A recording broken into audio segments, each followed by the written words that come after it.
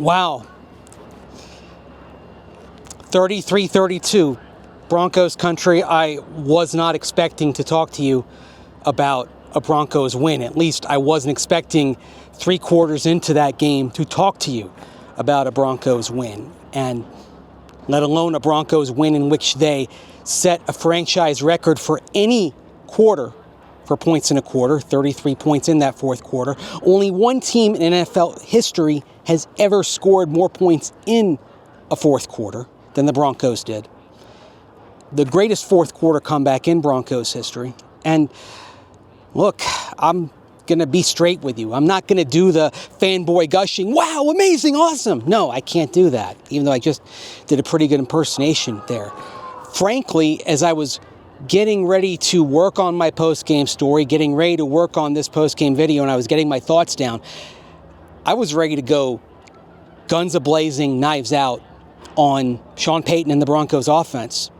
I had my numbers down about where his offense is ranked in DVOA, success rate, net yards per possession, etc.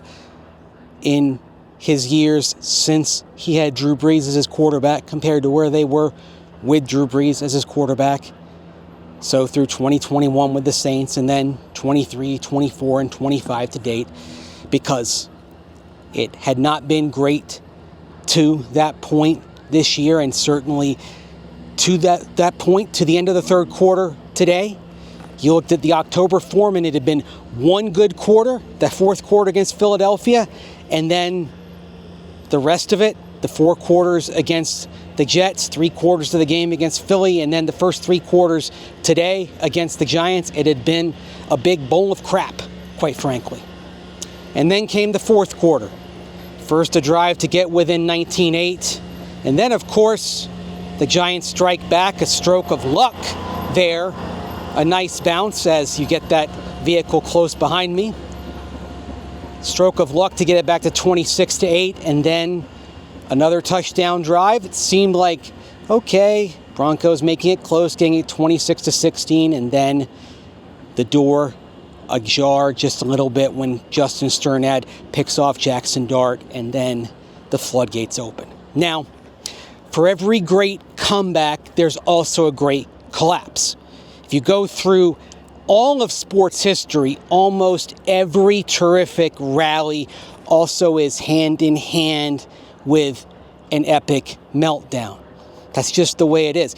Over on the far side there, that Giants sideline in the locker room way down there, where the Giants had a funereal atmosphere after the game.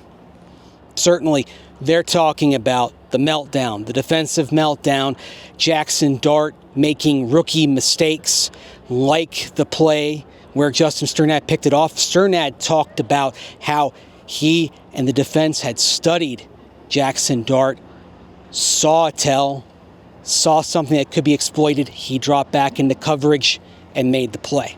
So that's just a truism of sport, that if you've got a great comeback, there's also a great collapse involved. But you have to be good enough and opportunistic enough to take advantage of that collapse. You know, there's the old cliche that luck is what happens when preparation meets opportunity, and that's what the Broncos were able to do. Their preparation, Justin Sternad's preparation, for example, met the opportunity that came to them. Opportunity coming again in the final seconds, where you had a second missed PAT, and then the Broncos, who, as we know, going back to off-season, OTAs, and training camp, do a lot of work in 2-minute, and we know how effective Bo Nix is in 2-minute and up-tempo situations. They got the ball back one last time down there and effectively drove downfield, and then Will Lutz, who has sometimes had some struggles in clutch situations, he was straight cash money for the game-winning kick there at the end. Of course, he missed that kick there in Indianapolis that could have given the Broncos some more breathing room last month. He wasn't going to miss it this time. The Broncos are 5-2. They're in sole possession of first place in the AFC West after that terrific comeback. Pat Surtain in the locker room admitted that, hey, he lost a little bit of hope there as the game went on. But the Broncos got it done. They had plenty of motivation, of course. It was the day on which the late Demaryius Thomas went into the Denver Broncos Ring of Fame. Malcolm Roach admitted that there was some motivation there. They did not want to be the team that had an epic letdown, a terrible performance that, hey, it was a pretty terrible performance for 3 quarters, no doubt. They didn't want to be the team that had a letdown on Demaryius Thomas Day. Especially with those guys watching us, they got the chance to talk to us yesterday. And DeMarcus Well gave us a great talk, just telling us, just know your why. Okay. Just know your why. And when you get down to tough times like that, and I look to my left and DJ sitting there on the bench with me, Zach, Jeff, Film, Any, that's my why. You know, I got to go to work, and we just want to give our best foot forward that we could put forward for those guys, and the results take care of itself. And of course, it was quite emotional prior to the game. Demaryius Thomas's Ring of Fame pillar was unveiled at Ring of Fame Plaza. His name went up on the top-level facade at Empower Field at Mile High at halftime. But the Ring of Fame pillar ceremony there on the south side of the stadium, it was an emotional moment for Demaryius Thomas's parents and very emotional for Demaryius Thomas's mom, Katina Smith, who spoke about it just after the pillar was unveiled. Here's the ceremony, and here's Katina Smith reflecting on it.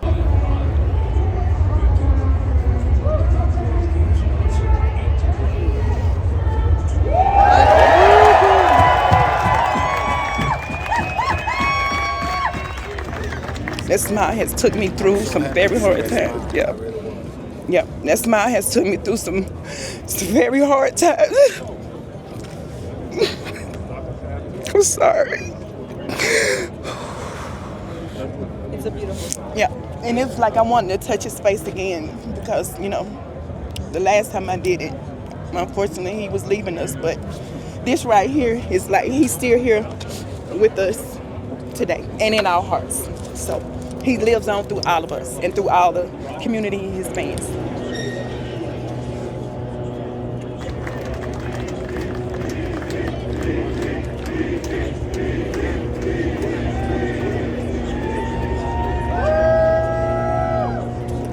I'd say a lump in everybody's throat, particularly all of us who were around the Denver Broncos for Demaryius Thomas's career. And, you know, it's still a lingering sadness that Demaryius passed on 4 years ago and couldn't be around for this day. But his presence was felt, and certainly the Broncos got it done in Demaryius Thomas's memory. They're 5-2. They're in first place in the AFC West.